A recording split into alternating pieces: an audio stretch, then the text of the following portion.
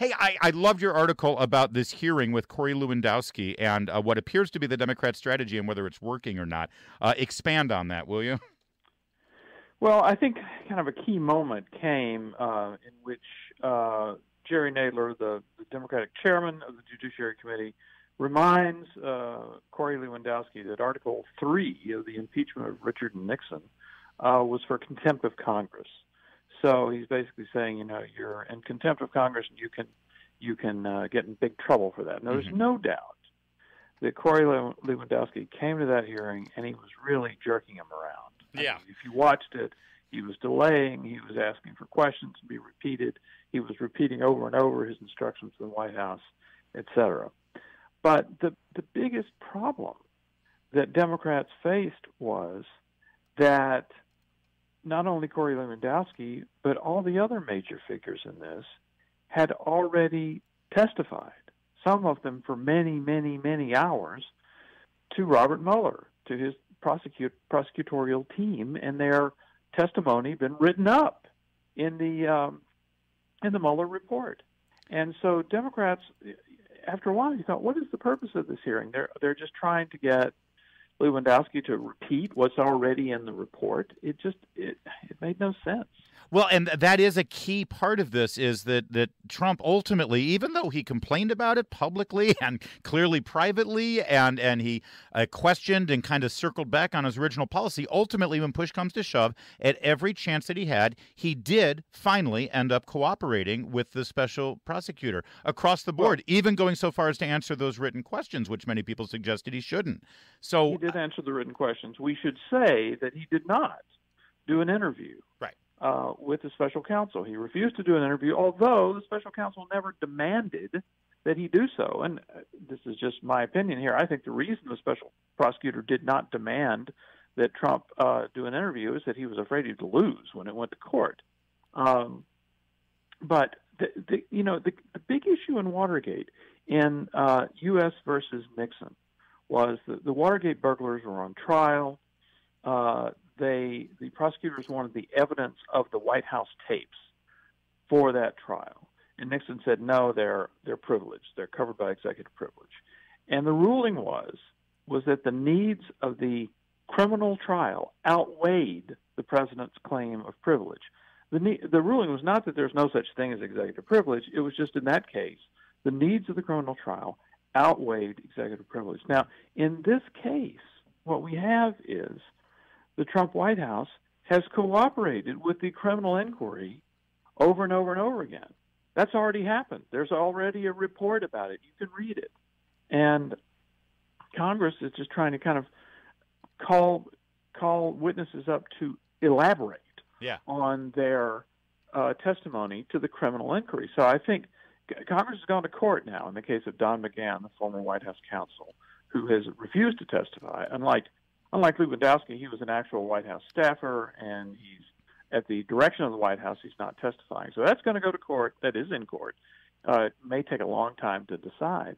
But Trump has kind of flummoxed the Democrats by actually cooperating with the investigation. And in the Watergate model, of course, the president is stonewalling the criminal investigation. But that just didn't happen here. Right.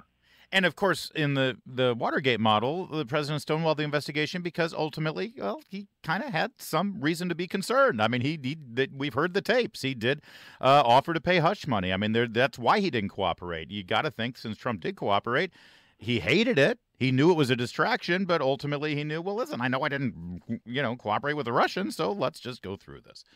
Well, Democrats would say, I mean, obviously the special counsel concluded that he could not establish that there had been any conspiracy or collusion. So he couldn't even establish that the crime had taken place, much less that anybody actually did it. Now, Democrats would say that the Mueller report gives multiple examples of the president obstructing justice. And in that case, why don't they vote in impeachment? I mean, they don't need to re-report the Mueller report. It's there.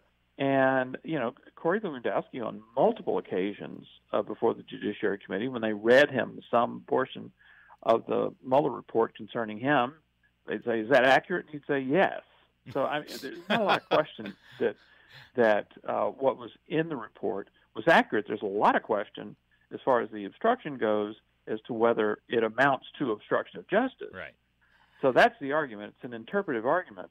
But Democrats seem to be obsessed with trying to turn the Mueller report into a TV show so they can have Don McGahn come and give public testimony, and then that way they can interest voters in something they have not been interested in so far, which is impeaching the president. And meanwhile, we're getting some reporting from certain outlets, and I don't know if your sources back this up, but Nancy Pelosi is very concerned about this, actually walking down that path toward impeachment. She knows it's an electoral nightmare. Is this? Yeah, well, we've had a lot of reporting about this. Yeah. Is that she and Nadler and other Democrats are very much at odds about this, and she doesn't want to do it.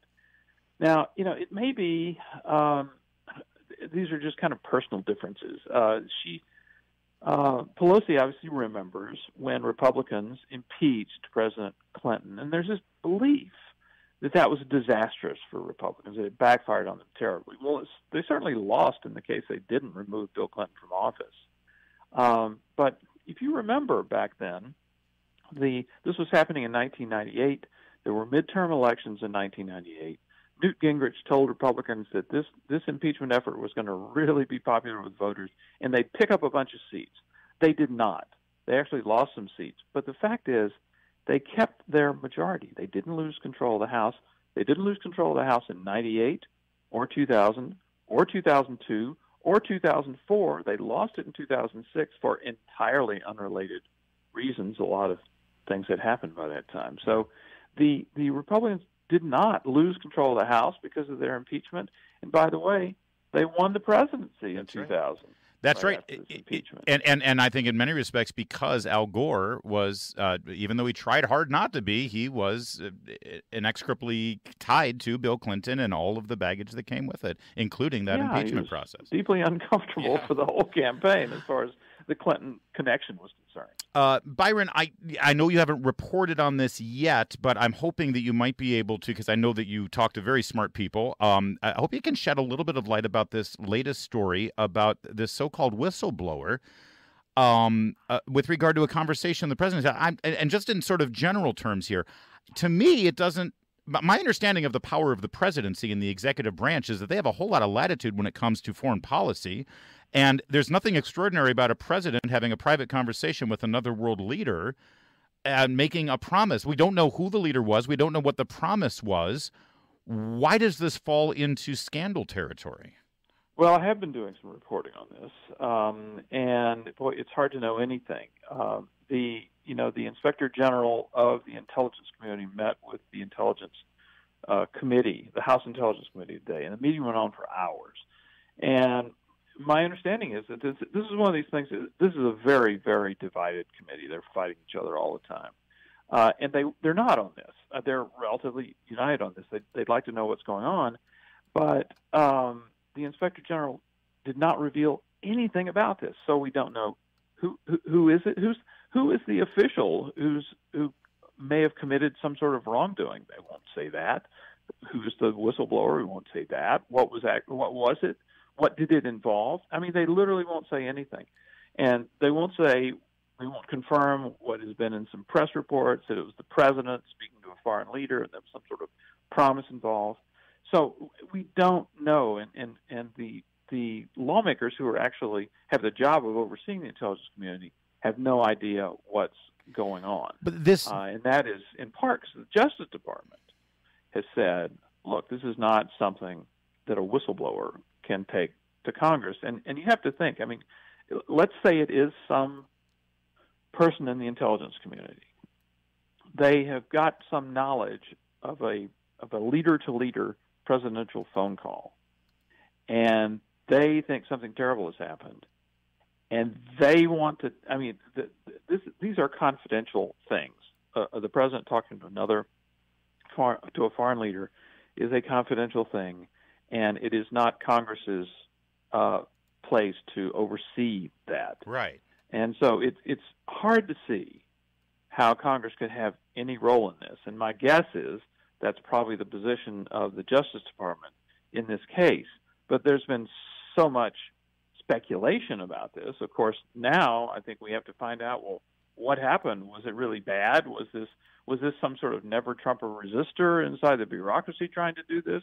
Did the president actually do something troubling? Was it the president? I mean, we just don't know all of this, and it's astonishing when you talk to people who should be in the know how much in the dark they are. But ultimately, I mean, on the fundamental aspect of this story, based on, again, it's all based on what's been reported via anonymous sources.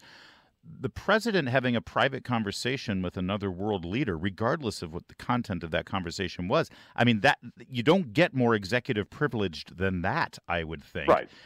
That is a clear, unique presidential power. Now, remember, we've had violations of the secrecy before, and I believe in August of 2017, if you'll remember, we had transcripts leaked of President Trump's conversations, I believe, with the Prime Minister of Australia and with the President of Mexico. There may even have been another one, I can't remember. But I mean, these were appalling leaks at the time. I mean, these are the most sort of secret sort of things, and we had them actually leaked to the press. Now you have a situation. It's almost interesting. It's using the whistleblower statute to try to get this information out, as opposed to just sending a copy to somebody at the Washington Post. So I mean, we'll see what happens. But I mean, Congress is extremely curious about this, and as I said before, the normally extremely divided intelligence community is for once not at each other's throats about this. And this could be something, I mean, again, I hate to, I mean, everyone on television is speculating, what did he promise Vladimir Putin?